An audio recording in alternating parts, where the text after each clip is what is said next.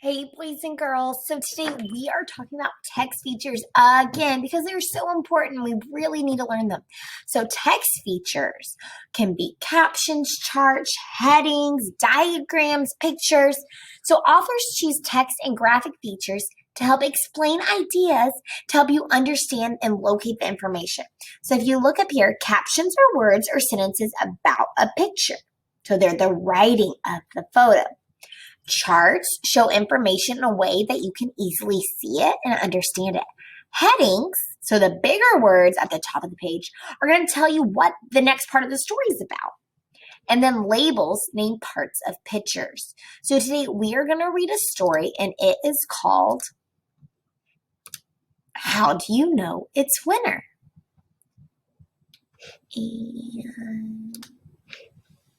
So how do you know it's winter? By Ruth Owen.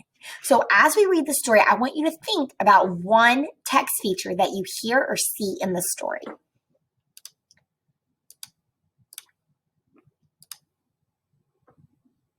Every year is made up of 4 seasons: spring, summer, fall, and winter. As fall comes to an end, winter arrives. The air outside may feel cold. Animals may have to dig under the snow for food. People may avoid the chilly weather by staying indoor and drinking hot chocolate. Each year, winter starts on either December 21st or December 22nd. The first day of winter is marked on calendars. See? First day of winter. What is the weather like in winter where you live? What's our weather like right now? The shortest day. As winter nears, each day brings more hours of darkness than light. It may even be dark when kids get out of school in the afternoon. The first day of winter is the shortest day of the year. This means there are fewer hours of daylight than in any other day. You can play outside in the dark after school.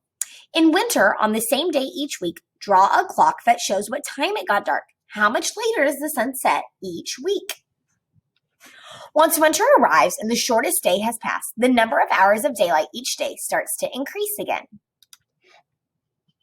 Snowflakes and gloves. Longer hours of darkness and shorter hours of daylight are not the only clues that it's winter. The weather is colder in winter than at other times of the year. In many places, it snows. When it's too cold to go outside without a hat, coat, or gloves, winter is here. A snowy day, warm winter clothes. Look at these labels. Are those text features? Yes. Sometimes winter weather brings huge blizzards. A blizzard is a very big snowstorm with lots of wind. This is a blizzard. It's a label. You can place a thermometer outside. Check the temperature at the same time every morning for a week. Write it down. Does the temperature change or stay the same? A winter rest for plants. When you can't see flowers or green leaves outside, it's a clue that winter is here. In winter, it is too cold for most plants to grow. Their leaves and flowers die, but their roots stay alive underground. When the weather warms up in spring, the plants will grow again. Plotted plants in the winter. In winter, go outside and look at the trees around you. How are they different from the way they looked in the summer and the fall? Below the ground, flower bulbs wait for spring. When the weather warms up, they will send shoots above the ground. Soon, flowers will bloom. Roots, the bulb, and the shoots. Bare branches. By winter, many trees have lost all their leaves and their branches are bare. The trees look as if they have died. They are still alive, though.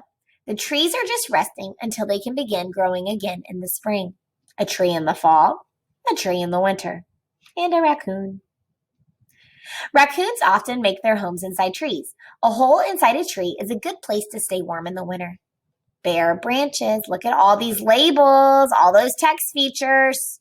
Some trees have bare branches in winter. What do you notice about other trees? Staying green. Some trees stay green all winter. They are called evergreen trees. These trees have tiny green needles on their branches. Unlike trees that lose all their leaves in the fall, an evergreen tree doesn't drop all its needles at the same time. It drops some needles and it grows new ones all year round. That's why it's always green. Here is a picture of an evergreen forest with some snow on it. See you in spring. When the weather cools down in fall, some animals go to sleep for the whole winter. A groundhog spends winter asleep in its cozy underground home. A grizzly bear digs itself a place to sleep called a den. These animals do not wake up until spring. Bullfrogs spend the winter resting. They bury themselves in mud to stay warm. Hungry birds. In winter, there is not much food around for birds. It's not easy to find the seeds or insects that they eat during the rest of the year. Many people help birds by hanging up bird feeders outside their home. The birds visit the feeders to fill up on seeds and nuts. Sometimes hungry squirrels visit bird feeders to eat the nuts and seeds. In winter, watch a bird feeder for 10 minutes and count the number of birds that visit it. Winter in a garden. In winter, snow sometimes covers the ground. People have to shovel the snow off their driveways. Kids play in the snow and make snowmen. Icicles often hang from the branches of trees. Gardens are hidden under a blanket of snow. Winter is the season when plants rest until spring arrives. See if you can spot animal footprints in the snow or mud. What kind of animals do you think made them? Can you figure out where the animals were going or where they came from? Winter lasts until March 20th or 21st. Then spring arrives. When you are in your backyard, on the playground, at school, or in the park, go on a winter treasure hunt. See how many of the things on the winter treasure hunt list you can see, smell, hear, touch, or collect. If it's not winter where you live, then draw a picture of winter. Include as many things from all the lists as you can. Then when winter comes to where you live, go outside and try to find the things you put on your list. So things to see: a tree with bare branches, a tree with needles, a bird's footprint in the snow, a bird eating at a bird feeder, some berries, something frozen on ice, a snowman.